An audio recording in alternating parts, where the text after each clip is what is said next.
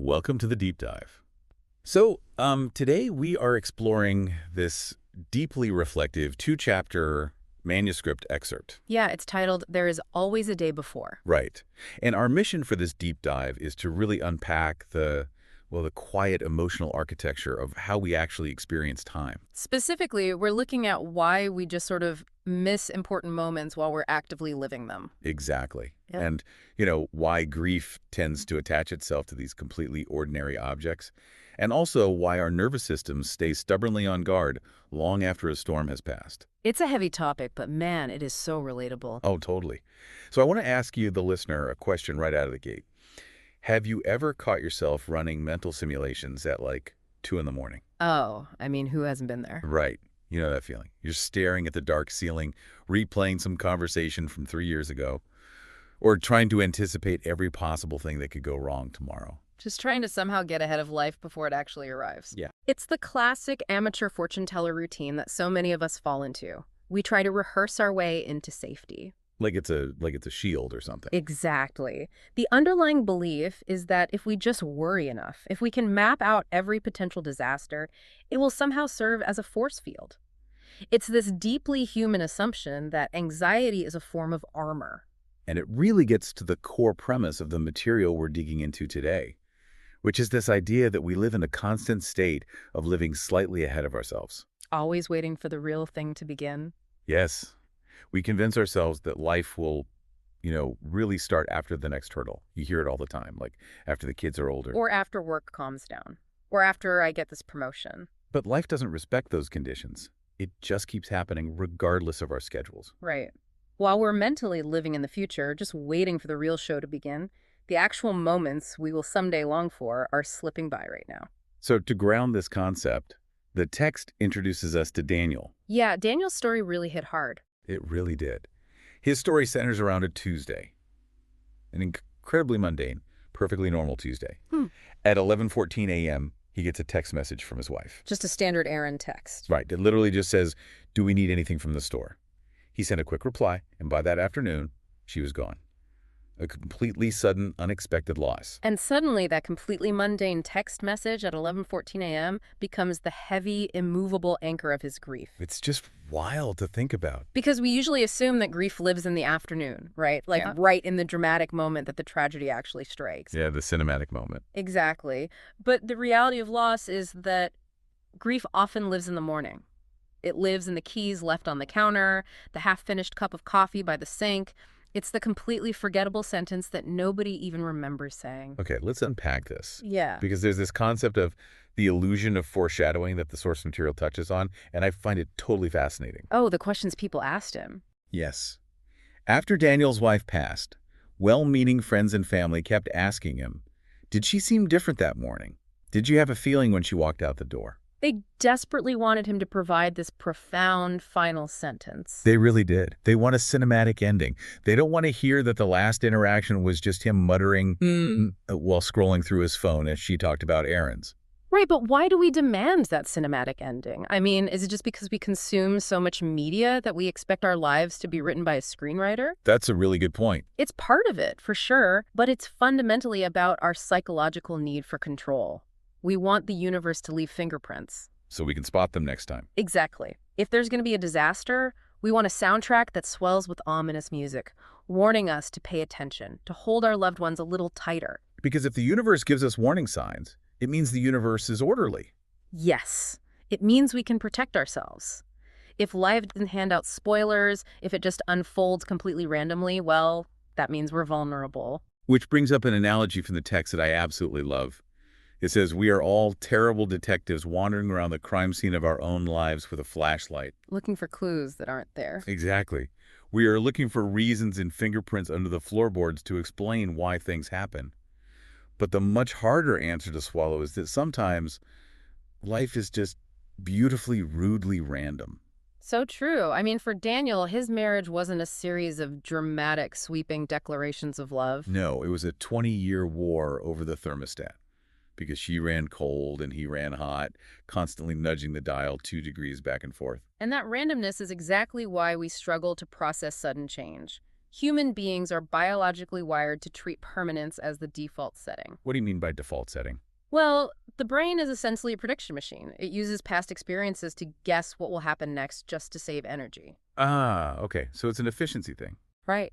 Yesterday, your partner was sitting at the breakfast table. Today, they are sitting at the breakfast table. So the brain simply hardwires the assumption that they will be there tomorrow. You don't, like, consciously sign a contract agreeing that the people you love will always be one room away. No, but your brain quietly builds your entire reality around that assumption anyway. So continuity is basically a convincing illusion constructed by our brains to keep us sane. Precisely. We expect life to behave like a carefully structured story with a clear narrative arc. But meaning doesn't happen in real time. It's always looking backward. Meaning only ever shows up later with a broom to clean up the mess. The facts of our lives tell us what happened. It's the meaning we construct afterward that tells us where to put those facts. So, if our minds are so incredibly bad at recognizing the weight of the present before a sudden loss, what happens to the physical body after the unthinkable actually hits? That is the million-dollar question. Because reading through the material, it seems like the body swings entirely in the opposite direction. It completely overcorrects. Oh, it really does. When the crisis finally passes and everyone around you exhales, telling you the worst is over, your body stays right where it was. Just brace for impact. It stays braced, scanning the horizon, standing guard. Which brings us to Erin's story. So, a year ago, Erin's young daughter was in the hospital for 4 grueling months. Such a terrifying situation for any parent. Just awful. Yeah. Erin practically lived in the plastic chair beside the hospital bed. And during that time, she learned the literal language of the hospital. She memorized every single machine beep. Yeah.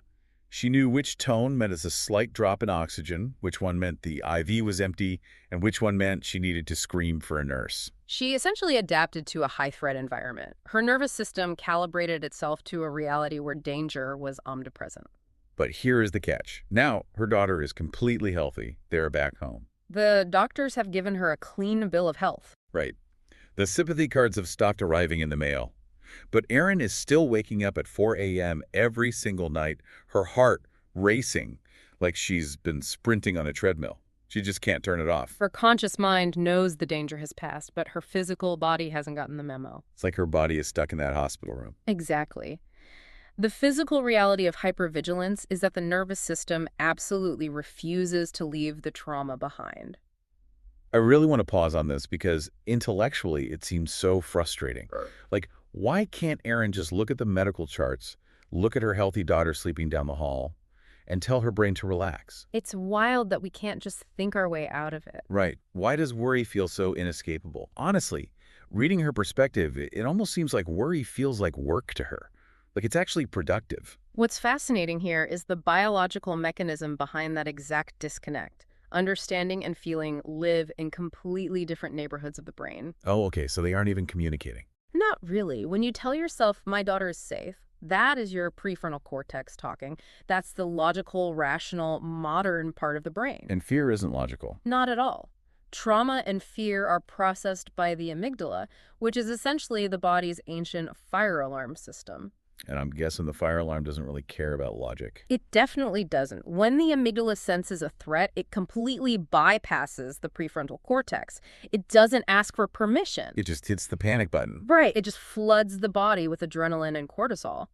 So to answer your question about why worry feels like work well, it's because your nervous system operates on a different frequency than your logic. So the body thinks it's helping. To the amygdala, worry does feel like effort, and effort feels responsible.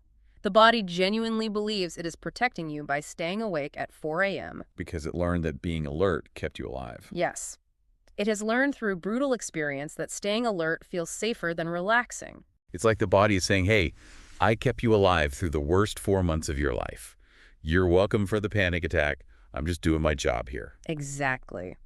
The body is running an outdated software program because it hasn't received a safe enough environment to run an update. That makes so much sense. And the tragedy of that outdated software is that protection and participation are not the same thing. They are totally opposite states.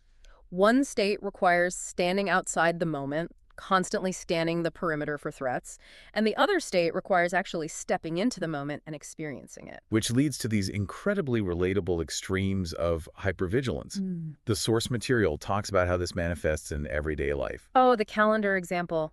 That one hit close to home. Right, like looking at a completely empty, peaceful calendar for the weekend and frantically inventing a plausible lie to get out of a casual social gathering. Just so you can hide in your house and avoid being perceived by anyone. Or the sheer, paralyzing terror of the doorbell ringing unexpectedly on a Tuesday afternoon. Causing a rational adult to drop to the living room floor and crawl away from the windows like they're evading a SWAT team. I mean, it sounds almost like a comedy sketch until you realize how exhausting it is to actually be the person on the floor. Because before the trauma, you could comfortably tell yourself the lie that bad things only happen to other people on the evening news. You have that luxury of ignorance. Once your body learns firsthand that bad things can happen to you and they can happen on a random Tuesday, it is incredibly difficult to convince your nervous system to ever stand down again. Here's where it gets really interesting, though. You would think that happiness, relief, or like a joyful occasion would be the ultimate cure for this vigilance. You'd think so, wouldn't you? If the trauma is gone, shouldn't joy be the exact antidote that tells the body it's safe? But for a traumatized nervous system, joy is actually described as one of the most terrifying, uncomfortable emotions a person can experience. It feels like a threat. Wait, why would the body reject the one thing that actually feels good? Because joy creates an exposure problem. Think about it biologically and emotionally. To fully enjoy something, to really be present in a moment of pure happiness, you have to completely lower your shield. Oh, wow. I never thought of it like that. You have to stop scanning the horizon for danger. You have to be soft and open. And the more you love something, the more deeply you attach to a joyful moment, the more devastating it will be if it's taken away. So joy literally feels like a trap. Exactly. To a hypervigilant nervous system, joy is just a preamble to grief. That makes the scene with Erin at her daughter's birthday party make so much sense. It's the first birthday party since they got out of the hospital. And by all accounts, it is a flawless, perfect day. The sun is shining, there are balloons, there's a cake. Her daughter is laughing so hard she literally gets the hiccups. But Erin is physically unable to land in the moment. She isn't laughing at all. She's standing at the very edge of the kitchen, holding a paper plate, doing what the text calls quiet math. Calculating the sugar intake? Right. Sugar intake, germ exposure from the other kids, immune systems. She is just bracing for the other shoe to drop. She thinks she's just being a careful mother. She genuinely believes she is actively guarding her happiness by monitoring every single variable. But the reality is, she isn't really at the party at all. No, she's totally checked out of the actual experience. It's such an absurd defense mechanism when you step back and look at it objectively. We were talking about analogies earlier, and the one that comes to mind here is it's literally like hiring a massive armed security guard for a child's birthday party. Just to keep everyone safe. Yeah, but then letting the guard spend the entire afternoon standing directly in front of the birthday cake. Nobody can see the cake. Nobody can eat the cake. The party is completely ruined. But if you asked that security guard how he did, he would say he did a fantastic job because no one got hurt. Oh my gosh, that's so true. That is exactly how the amygdala functions. The body measures success exclusively by survival, not by happiness or quality of life. It doesn't care if you had fun. Not at all. The security guard thinks the party was a triumph because everyone is still breathing, completely ignoring the fact that he blocked all the joy. Wow. The body measures success by survival, not happiness. That completely reframes the way I look at anxiety. And if we connect this to the bigger picture, think about how this plays out in a normal, everyday life for you, the listener. Like in small moments. Have you ever looked at your sleeping child or sat on a beautiful balcony on the first day of a much-needed vacation and instantly felt a sharp ache of preemptive grief? Yes, I do that all the time. You are sitting in a perfect moment, but suddenly you feel sad because you know the vacation will end or your child will grow up. You're grieving a moment that hasn't even ended yet. You tell yourself, this is so nice. Pay attention. Remember this before it's gone. But you're right, that isn't genuine appreciation. No, it's fear wearing appreciation's clothes. Oof, that hits hard. Precisely. You cannot defend a moment and inhabit it at the exact same time. It is neurologically impossible. The body just won't let you do both. The body tries so incredibly hard to prevent future grief by bracing for impact, but in doing so, it quietly steals your present joy. It takes the very true philosophical observation that everything in life is temporary, and it weaponizes it. turning it into a full-time occupation of worry. So what does this all mean for us? Like, how do we actually negotiate with this biological security guard? It's not easy. Because I've seen a million Instagram posts and motivational posters that say things like, just let go, or choose peace. If only it were that simple. Right. But reading this, it's very clear. The body does not speak the language of motivational quotes. You can't just read a positive affirmation and suddenly heal your nervous system. If cognitive behavioral therapy and positive thinking could instantly cure a hypervigilant nervous system, we'd all have sorted this out a long time ago. We'd all be totally zen. But as we discussed, the amygdala doesn't listen to the logical brain. You cannot talk your nervous system out of fear using words. You have to physically show it safety. Slowly, repeatedly. Healing isn't a cinematic breakthrough where the music swells, you have an epiphany, and you are suddenly fixed forever. Right, the progress wanders. It disappears for a while, you think you're back at square one, and then it comes back. The real turning point in the material isn't a dramatic hospital revelation. It's actually a tiny moment. Erin folding a school uniform. Yes, at 11:00 p.m. on an ordinary Tuesday. Her phone buzzes on the counter, and instead of frantically flipping it over to check for a disaster, she leaves it face down. She just lays a hand directly on her chest. Feeling her own heartbeat, and she says out loud to her exhausted body, "I know. Thank you. I've got it from here." It's a profound shift in relationship. She stops treating her physical fear like an enemy she has to defeat. She stops arguing with her anxiety. Instead, she finally recognizes it as a very tired, overworked part of herself that is just desperately trying to do its job. By placing her hand on her chest, she is using somatic touch to signal safety to her nervous system. She is acknowledging the security guard and gently telling him he can finally clock out for the night. I love that. I've got it from here. So the goal isn't to reach some enlightened state where you become an impossibly calm person, completely unaffected by the chaos of life. Because honestly, I'm pretty sure if we checked the browser history of those people who claim to be completely zen, we'd find they don't actually exist. Right. Everyone has a messy nervous system. The goal is simply a quiet, ongoing negotiation. A daily compromise between the physical body that just wants to hide in a bunker and the heart that actually wants to live a life. This raises an important question for all of us, like, how often do we mistake vigilance for living? We think that because we are worrying about our lives, we are actively participating in them. The real victory is simply noticing the difference. It's noticing when your protection has become a substitute for your participation. It's about building trust, little by little, day by day, that feeling a sense of discomfort or vulnerability does not always mean you are in acute danger. You have to teach the body that peace does not require your constant, exhausting supervision. It's about letting the ordinary Tuesday just be an ordinary Tuesday. Because, as Daniel's story showed us at the very beginning of this deep dive, those ordinary, boring days are the exact days we will eventually miss the most. We rush right through them, impatient, constantly waiting for life to really start. Completely missing the fact that the half-finished coffee by the sink, the keys dropped on the counter, the completely mundane text messages asking about groceries, that isn't the waiting room for life. That is the life. And when life shakes us, our bodies build this heavy, suffocating armor to protect us. But that same armor is exactly what keeps us from pulling up a chair to the table, to actually enjoy the joy we fought so incredibly hard to secure. The present moment has been sitting there waiting for you the entire time your body has been busy guarding the future. So as we wrap up, I want to leave you with this thought. Ask yourself, what season of your life are you rushing through right now? What conversation with a loved one are you only halfway listening to because you are quietly assuming that person will be sitting there forever? I urge you today to try and give your nervous system permission to rest. Just for a moment. Just while the coffee is still warm. And that detail about the coffee is so striking to me. The source material notes this fascinating pattern.